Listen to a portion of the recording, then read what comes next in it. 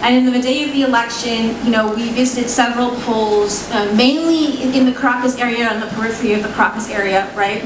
I monitored also regional elections in 2021, right? And what we found really interesting about the process was that at every polling station that we went to, there were representatives from all of the opposition parties, right? Who were sent by their parties to act as witnesses, right?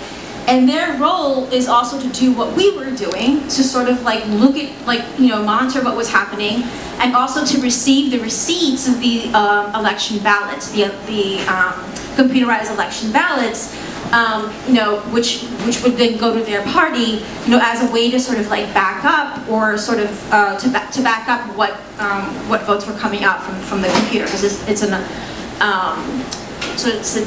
computerized sort of voting process, right?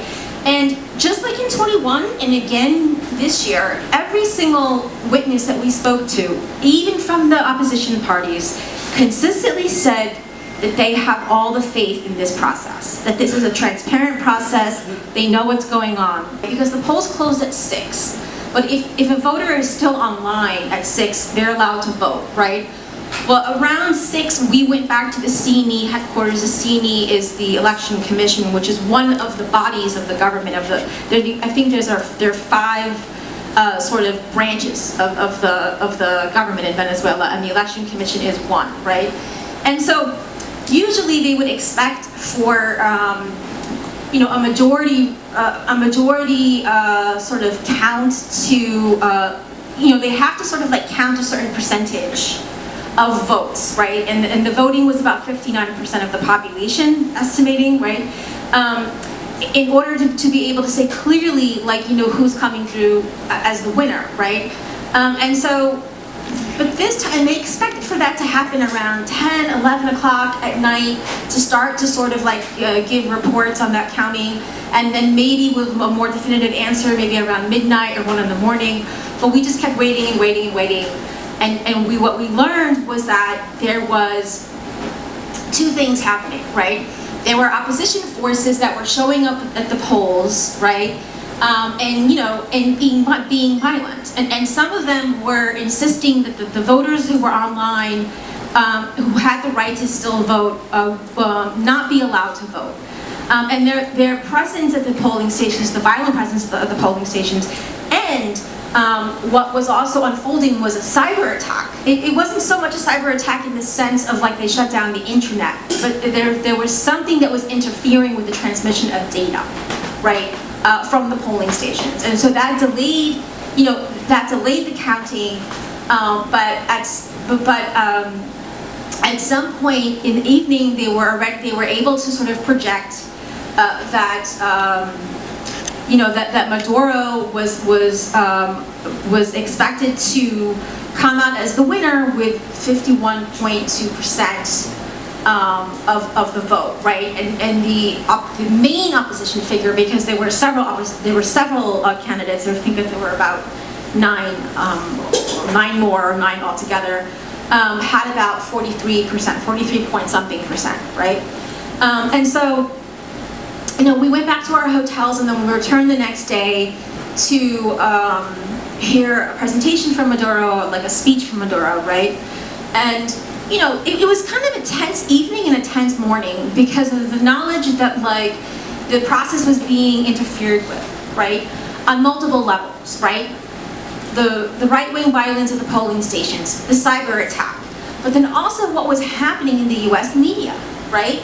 The U.S. media, as I said, was already preparing a false narrative, and that we're going full force with this bullshit, right? About irregularities or fraud, Maduro is sort of stealing back the presidency, and Maduro was voted out, and with no basis or evidence whatsoever, right? Now we had heard, even though we didn't get to go to the campaign rallies, we had heard how enormous they were, right? And we also have been talking to people like Alex Saab about, the slow but hopeful recovery in the economy that had been happening, right? And the Chavista movement, the Bolivarian movement, as we saw from the year before, is still going strong, right? No, we understand that there are people who didn't vote for Maduro, but Maduro won this time around, and the Bolivarian process won this time around. The communes won this time around. The people who were invested, in the rights of the poor and the rights of the people, in the values of the Bolivarian Revolution, they're the ones that won, right? But there was all this interference, right, in order to sort of undermine that, and so after the presentation from Maduro, a few of us when we were with a Palestinian comrade from Europe, a few of us went back to our hotel at the Marriott.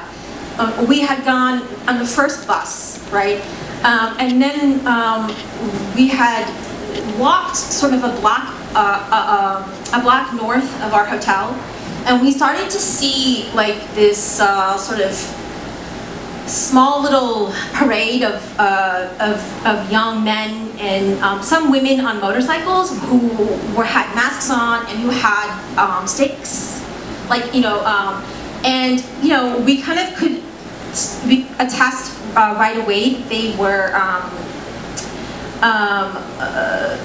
angry, let's say, and that they were. There's a word that they gave to these sort of mobs of exactly, Borimbas, right? So we could tell right away that that's who they were. So we went back to our hotel. We went as quickly as we could because we didn't want to be in their sights. And then soon after, we heard them on their motorcycles circulating our hotel. They obviously knew that the international observers were there, which means it wasn't a spontaneous attack, it wasn't a peaceful movement, it wasn't a people's spontaneous march because they want the opposition to win. It was a targeted attack against the election observers, right? So they were circulating in the hotel, and the next thing that we know, they were beating up one of the police officers that was in front of our hotel, trying to protect us, and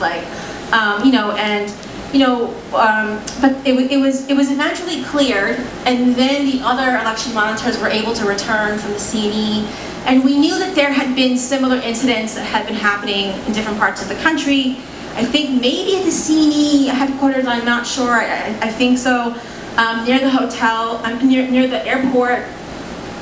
Just these small mobs of violence that are clearly being directed by the opposition, right? And whatever funding that they have, USA. And so what happened was that the organizers asked all of the election monitors to leave the hotel at 1 a.m. in the morning. We were all taken to the airport, and everybody just sort of remained there until their flights home, which were at different moments at different times. And that was just to kind of ensure the safety of the election monitors. And so we came home after that, and we had already put out a report, like a preliminary report, and then we put out a more extensive report, right? Sort of informing people that we saw once again a fair and transparent election. And the only irregularities that we saw were coming from the United States and the opposition groups that they supported.